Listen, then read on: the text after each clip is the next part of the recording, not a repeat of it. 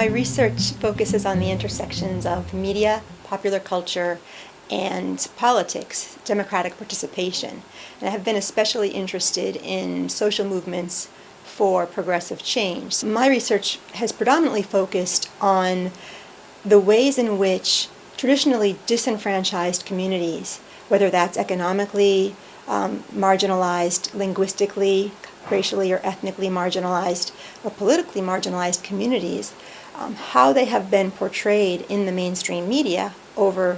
the decades. One of the first things I studied was a social justice movement in the Boston area that was looking at a community that was located right next to Logan International Airport, and the airport was trying to expand, and the community residents, who are predominantly working class and Latino, also African American, and some very older Italian American folks,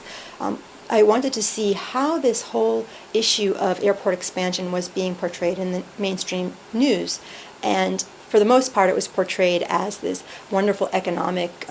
development opportunity for the region. And the voices of the people who were going to have a 300% increase in airplanes flying over their heads, and the air pollution, the noise pollution, the traffic, those voices really weren't coming through very strongly in the news coverage. So in that particular situation, there was a really interesting way in which the community came together to organize themselves and use new media technologies, especially the internet, to really work with journalists to organize a number of public events, hearings, protests, and really force the mainstream media to take note of the environmental justice aspects of this situation. I also have written on community radio, because we hear so much about digital age and the internet, and it's wonderful and fascinating what's going on with that. But to this day, the vast majority of the world's people get their news from radio, believe it or not. And so there's been a real surge since the year 2000, actually, in low-power community radio stations. And I wanted to look at this both in terms of what it's meant for lower income and immigrant communities in the United States who are really utilizing this technology, but also what it's meant in terms of pushing the envelope with FCC, Federal Communication Commission regulations. I've written about the community radio station that has been predominantly organized and run by teenagers, actually, in the Boston area, and how this has been a way for disenfranchised, low-income, predominantly, again, minority young people to